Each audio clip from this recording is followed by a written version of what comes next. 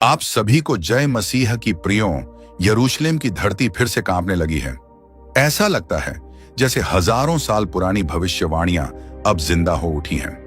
एक मंदिर जो दुनिया के 3 बड़े धर्मों के बीच में है, एक जगह जहां से जंग भी शुरू हो सकती है और शांति भी। और अब खबर यह है कि तीसरा मंदिर बनने की तैयारी तेज हो गई है।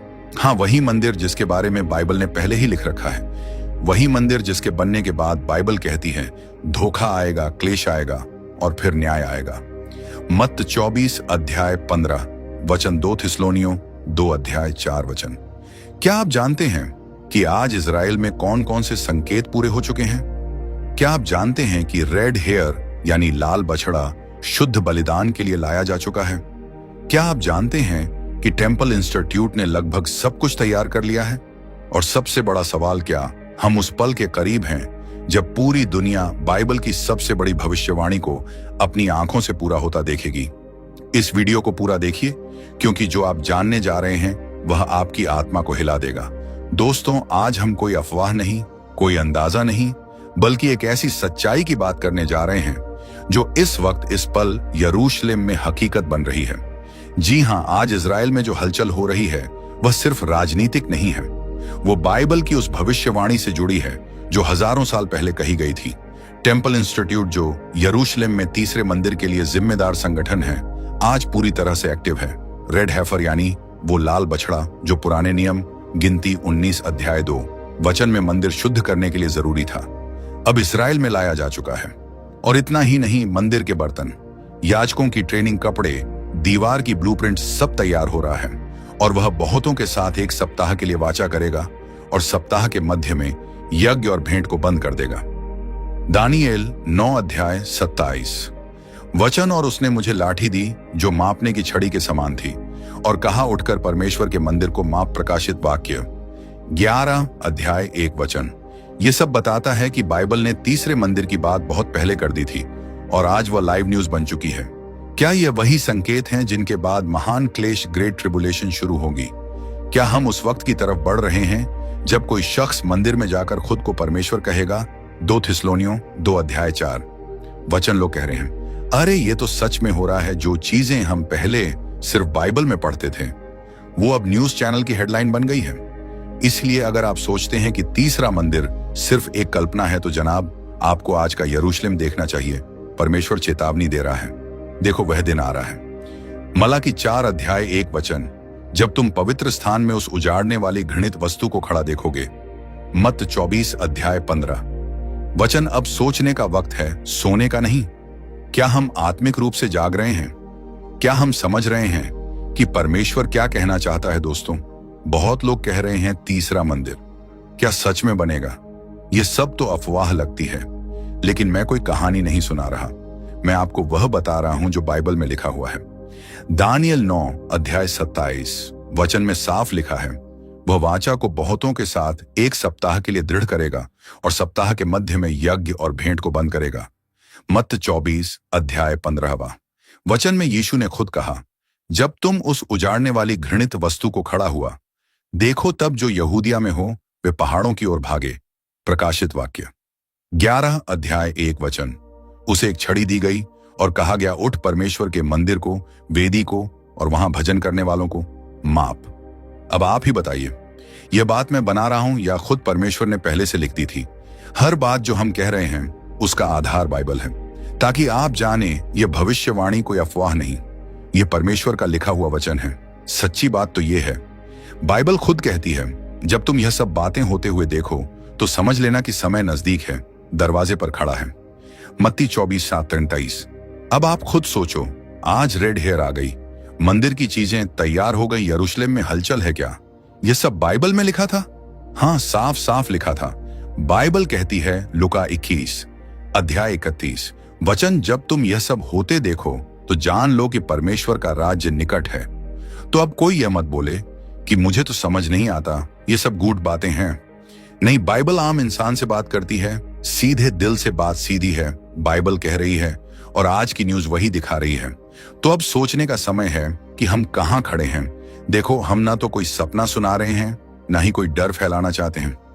हम बस वो बता रहे हैं जो आज इस वक्त यरूशलेम में सच में हो रहा है। टेम्पल इंस्टीट्यूट यानी मंदिर संस्थान खुद कह रहा है कि 2025 के अंदर वह रेड हेयर की बलि चढ़ाने की योजना पर काम कर रहा है। 2024 में अमेरिका से 5 लाल बछड़े रेड हेफर्स इजराइल लाए गए हैं और यह वही हैं जो गिनती 19 अध्याय के अनुसार मंदिर शुद्ध करने के लिए जरूरी माने जाते हैं। मंदिर के बर्तन, याजकों के वस्त्र, यहां तक कि प्रशिक्षण भी शुरू हो गया है। सब लाइव चल रहा है।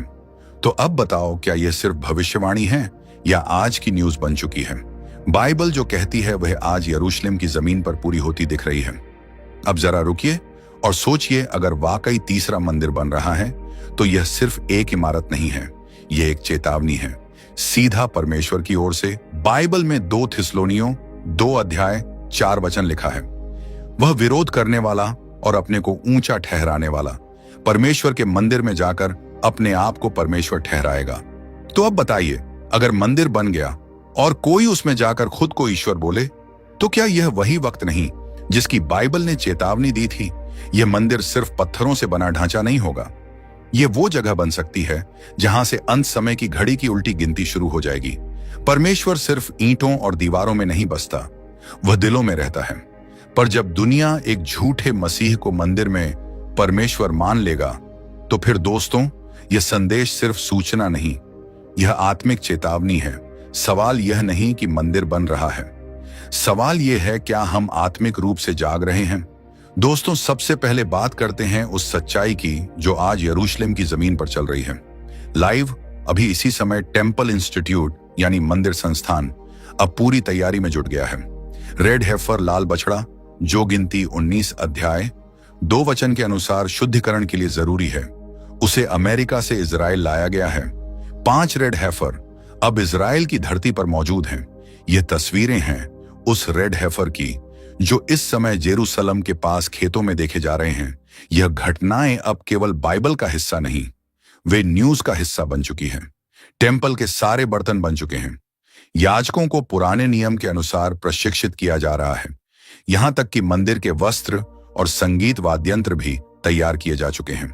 कई यहूदी कह रहे हैं, हम तीसरे मंदिर के लिए तैयार हैं, यही समय है। वहीं कुछ लोग डरे हुए हैं, क्या यह शांति लाएगा या महायुद्ध? अब बात करते हैं उस भविष्यवाणी की जो हजारों साल पहले बाइबल में लिखी गई थी। दानियल 9 अध्याय 27 वचन, वह बहुतों के साथ 1 सप्ताह के लिए वाचा करेगा और सप्ताह के मध्य में यज्ञ और भेंट को बंद कर देगा। मत्ती 24 अध्याय 15 वचन, जब तुम उस उजाड़ने वाली घृणित वस्तु को पवित्र स्थान में खड़ा देखोगे। प्रकाशित वाक्य 11 अध्याय 1 से 2 वचन, उसे एक मापने की छड़ी दी गई और कहा गया, मंदिर को माप, लेकिन बाहरी आंगन को छोड़ दे। 2 थिस्सलुनीकियों 2 अध्याय 4 वचन, वह मंदिर में जाकर अपने आप को परमेश्वर ठहराएगा। अब तीसरे मंदिर की तैयारी क्यों और यह भविष्यवाणी से कैसे मेल खाता है? अगर यह मंदिर बनता है तो बाइबल कहती है वह समय शुरू हो जाएगा जिसमें धोखा, क्लेश और न्याय आएगा। अब सबसे जरूरी सवाल, यह सब जानने से क्या फायदा अगर हम आत्मिक रूप से तैयार ना हो? 1 कुरिन्थियों 3 अध्याय 16 वचन, क्या तुम नहीं जानते कि तुम परमेश्वर का मंदिर हो और परमेश्वर का आत्मा तुम में वास करता है? सच्चा मंदिर सिर्फ पत्थरों से नहीं बना, वह हमारा दिल है। परमेश्वर हम में रहना चाहता है, लेकिन अगर हमने अपने जीवन को साफ नहीं किया तो मंदिर बनने से पहले ही हमारी आत्मा उजड़ जाएगी। क्या हम मसीह के आगमन के लिए तैयार हैं? क्या हम अपने जीवन में पाप से पश्चाताप कर चुके हैं? क्या हम धोखे से बच पा रहे हैं या हम झूठे मसीहों के जाल में फंस रहे हैं? बाइबल कहती है, आज यदि तुम उसकी आवाज सुनो तो अपने मन को कठोर मत बनाओ। इब्रानियों 3 अध्याय 15 वचन। दोस्तों, मंदिर की तैयारी हमें याद दिलाती है कि समय बहुत कम है। आज ही वह दिन है जब हमें लौटना चाहिए अपने परमेश्वर की ओर। अब जब आपने यह सब देख लिया तो एक बात खुद से जरूर पूछिए, क्या यह सिर्फ यरूशलेम की खबर थी या परमेश्वर की ओर से एक आवाज जो आज भी आपके दिल के दरवाजे पर दस्तक दे रही है? इब्रानियों 3 अध्याय 15 वचन, आज यदि तुम उसकी बात सुनो तो अपने मन को कठोर मत बनाओ। प्रकाशित वाक्य 1 अध्याय 7 वचन देखो, वह बादलों पर आ रहा है और हर आंख उसे देखेगी। क्या आप तैयार हैं उस दिन के लिए या आप सोच रहे हैं कि अभी बहुत समय है? बाइबल कहती है जो भी उसका नाम पुकारेगा वह बचाया जाएगा। रोमियो 10 अध्याय 13 वचन शायद मंदिर बन जाए, शायद समय की घड़ी टिक टिक कर रही हो, लेकिन अगर दिल का मंदिर आज साफ नहीं हुआ तो बाहर के मंदिर का क्या लाभ। आज ही परमेश्वर की आवाज को सुनिए, पश्चाताप कीजिए, लौट आइए, क्योंकि आज है अनुग्रह का दिन, कल हो ना हो। अगर इस वीडियो ने आपके दिल को छुआ हो तो समझिए यह सिर्फ एक खबर नहीं थी, यह परमेश्वर की आवाज थी। लाइक जरूर कीजिए ताकि आपके जैसा कोई और भी आत्मिक रूप से जाग जाए। शेयर कीजिए क्योंकि सुसमाचार तब तक अधूरा है जब तक वह किसी और तक ना पहुंचे। सब्सक्राइब कीजिए ताकि अगली बार भी जब परमेश्वर बोले आप उसे मिस ना करें। और अगर आप मानते हैं कि यीशु अब भी जीवित हैं तो नीचे कमेंट में दिल से लिखिए हालेलुया। याद रखिए, हो सकता है आपका एक क्लिक किसी की आत्मा को बचा ले, क्योंकि जब परमेश्वर बोलते हैं तो वही जीवन बदल जाता है। क्योंकि बहुतों को बुलाया गया है पर थोड़े ही चुने गए हैं। मत्ती 22:14 वचन आप चुने गए हैं। भाई बहन, अब बारी है दूसरों को भी जगाने।